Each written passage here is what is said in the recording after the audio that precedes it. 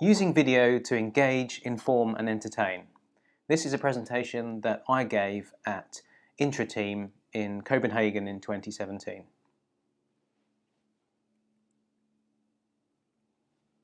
This is Intranet video. He's looking a little sad and jaded because so far he's led a life of disappointment. He's been told that he's too expensive, too time-consuming and just too difficult to use. And meanwhile, his sister, Web Video, has been living the high life. She's pretty much everywhere, and everyone loves her. How has her meteoric rise to stardom happened? It started with TV. From the early 90s to 2010, the number of UK TV channels grew from 4 to 550. And since then we've seen the introduction of online streaming services like Netflix and Amazon Prime Video, further boosting the amount of video content available at the click of a link or the push of a button. And it's not just for consumers. Creators are everywhere too. Here's a photo from a speech by the Pope in 2005. Fast forward 8 years and in another speech by the Pope in 2013, and it's a sea of devices capturing video. And the dominant social platforms like Facebook and Instagram are embracing and pushing video like never before. When YouTube launched on the web in 2005, it quickly became a huge hit. The quality of the video was poor compared to today, but it was good enough to share video blogs, or vlogs as they became known. And people would post step-by-step guides on things like perming your hair or baking cupcakes, as well as, of course, lots of videos that basically just involved people falling over. And normally we see web technologies and trends get handed down to intranets within 2 to 3 years. And sure enough, software companies started providing products that gave us internal video streaming services. However, as YouTube went from strength to strength and was snapped up by Google along the way, intranet video floundered. In all the intranets that I've seen or worked on over the last few years, very few are doing anything of note with video content. Nobody likes intranet video. People have stopped noticing that he's even there. But why has intranet video failed? It should be easy, like it was for web video, but it hasn't been. Why? It takes a lot of storage and bandwidth to deliver video, a lot more than other file types. Videos are large files. YouTube is free. If I want to post a video, it costs me nothing except time. But YouTube ran at a loss for years. Lots of money is spent providing the service for free. Eventually though, the sheer number of people watching meant that advertising made it profitable. But the internal audience of a company is fixed at 100,000 or even 100,000 employees. And employees wouldn't tolerate advertising, so the cost of providing video was just too high per user. Then there's the usability. YouTube made it easy not only to consume video content online, but also to upload and share it. You didn't have to know about different video formats and so on. But early intranet video solutions were fussy about what formats you could upload. The user interface was usually designed by a developer, and the solution was often implemented poorly. All these things led to poor usability, and poor usability nearly always equals low adoption. Also, a lot of office workers had no way to play sound. No speakers, no headphones, or in some cases, no sound card in their computer. Some companies embraced the idea of using video for internal communications, but they focused on high production values, with videos then taking a lot of time and money to produce. As a result, they didn't produce enough videos, and they were too slow in making them. By the time the video was published, the information was common knowledge already. Realising the limited impact of video and high costs, organisations began to ignore it and deprioritise it. But things have finally changed. It's now easy to make intranet video content, and you should absolutely start doing it right now. But why is it easy now? Many organisations are now embracing the cloud, whether fully or partially. And this is bringing the cost of video hosting and streaming down dramatically. Also, the product can be ready out of the box, no setup or installation necessary. And more money is spent on user experience design, making it easier to use, which will drive adoption.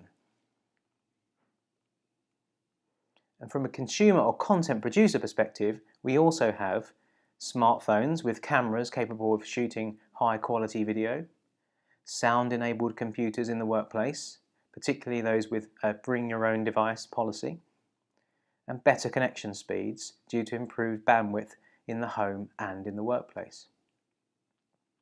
So finally, the shackles are off, and companies can focus on the stuff that really matters with video, producing good content. But what is a good video? Take a look at web video today, and it's clear that content creators have evolved and improved just as much as the technology. There are thousands of online channels that each have hundreds of thousands or even millions of subscribers. Their videos tend to fall into 5 main categories: news or discussion around any number of topics, how-to guides or tutorials, comedy or entertainment from stand-up to drama, product reviews, and live streaming. Now, 3 of these you can absolutely do on an intranet. We're at a point now that if you want to know how to bake a cake, change a laptop battery, or wash a dog, then the best place to go is YouTube.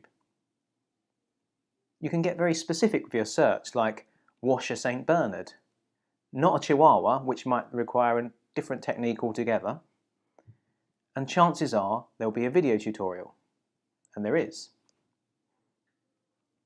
And we've come to realise that the video element of these tutorials is so powerful that trying to follow a set of written instructions is genuinely painful, especially if the instructions are not in your own language. So the first major use of video I see in the workplace is how-to guides. How do I book annual leave? How do I operate the barcode scanner? How do I create and upload video? And so on. There is always at least one person in an office who knows how to do certain things well, and others who have no idea or know they could be better. And people go to these office experts for help. Now that we have a distributed workforce, we witness that the local office knowledge effect is still there. People rely on their local experts. What if those local experts just recorded their advice for everyone to access whenever they needed it? Give them the tools and guidance, and they can. Then there's interviews. We've seen for years, mostly on TV, that interviews or moderated group discussions are a great way to explore the big issues. But with web video platforms, we've seen that this is true of more niche topics too, and without the expensive equipment. Enlightening discussions are being recorded on Skype and live streamed or uploaded to YouTube. But it can be a problem that the information we get from the outside world is not based in the context of our company or even our industry. But in our company, we have experts in their field as well as being familiar with our organisation. The perfect combination to get relevant information on the topic we are grappling with. If these experts were identified, given a platform, and given recognition for performing the service of a 30-minute interview, then surely this would enlighten our business, help bring everyone up to the level of our resident experts, and in the most efficient way possible. Things happening in real time is also enticing. Facebook reports that people spend more than triple the time watching live videos versus non-live videos. People also interact more with live videos, commenting more than 10 times as often on live videos versus regular ones. Why not start live streaming stuff happening in the company? Not just town hall meetings, but the first of a new product line rolling off the production line, or your arrival at events like IntraTeam. Okay, but before we get carried away, there are some technical considerations. Luckily, a lot of the dark art of video processing and delivery are now fully taken care of by providers. But there are a few things that we should understand and check before encouraging the use of intranet video. You might be using a platform like SharePoint for your intranet. With SharePoint, sure, you can upload a video file and other people can go and click on that file to play it. But SharePoint is not a video delivery platform. It doesn't convert the video to the necessary format and doesn't have the resources to deliver the video to multiple people at the same time. So we need to make sure that a proper video delivery platform is in place. This could be Microsoft Stream, Akamai, Brightcove, Office 365 Video, and so on. When you upload videos to these tools, it will convert the videos to formats, to the right formats, and compress them for efficient delivery not just to one, but multiple concurrent users. It will also provide the interface and player necessary to view the video in a consistent and optimal way. And additionally, it may offer some other features like basic editing tools, live streaming, subtitles, and so on. And something else that a robust solution will do is look after permissions and access rights. Who can see the video? Where is it stored? Is it encrypted? This is important when we deliver content that should not be seen by the wrong people, both inside and outside of the organisation. And what about the quality of the video? Should it be 480p, 720p, 1080p, or 4K?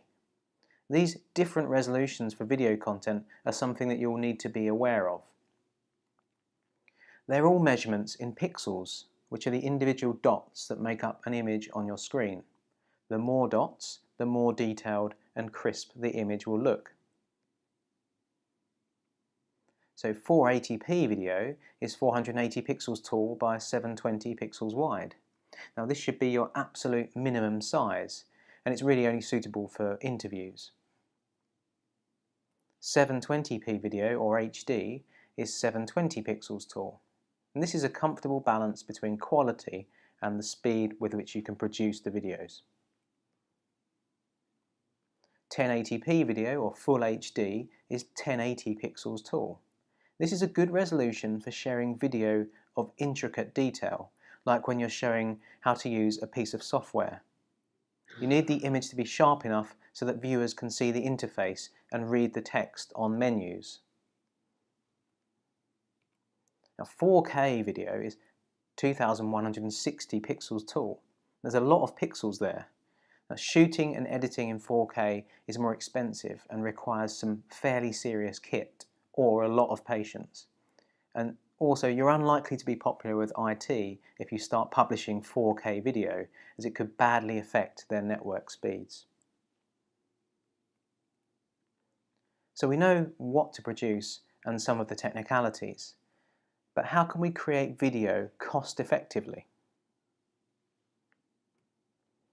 Producing video content doesn't have to be expensive. You could hire a video production company for a couple of days to produce a 1-minute video, and it might cost you 10,000 euros. Or you could buy a bit of reusable equipment for under 100 euros and spend a few hours producing the same content yourself, or get one of your team to do it. As long as you can hit an acceptable level of quality, people will focus on the content. They'll be more happy if you output lots of useful content rather than 1 or 2 highly polished videos. So what do we need to get to that acceptable quality standard? Firstly, you'll need a good enough camera. We really are blessed these days when it comes to cameras. Most people will have a perfectly good video camera in their pocket on their smartphone. Most smartphones have video cameras with good lenses and are capable of shooting HD or 720p video, or even 1080p or 4K on the latest models. One thing to point out here is that you should pretty much always use the camera on a smartphone rather than a webcam. Webcams are designed for real-time video conferencing, Skype for example, where the quality of the video that is captured doesn't matter that much because it will be heavily compressed for real-time transmission anyway. Also, remember to use the back-facing camera on smartphones, as the front-facing one is more like a webcam and lower quality. You'll also need a tripod. Nothing makes a video look cheap and like a shaky handheld shot. Get a tripod for about €5. You don't need professional studio to achieve a decent result with lighting, but trying to film in the shadows of a dimly lit room will certainly put off viewers.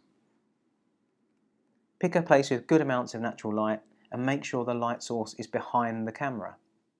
Then use a cheap LED fill light to remove the shadows, any shadows that may be cast on the subject. You can get one of these for about €20.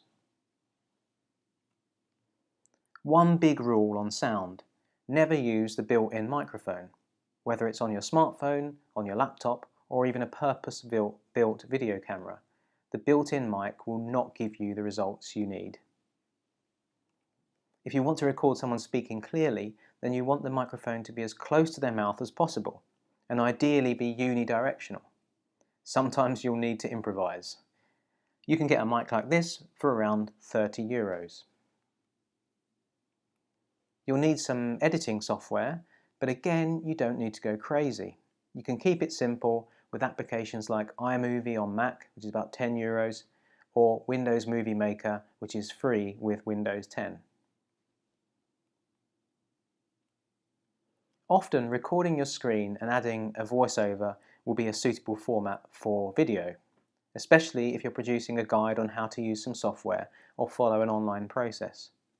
On Mac, you can use QuickTime to capture your screen as video. On Windows, I recommend Snagit, which is about €40. And finally, let's dispel some myths.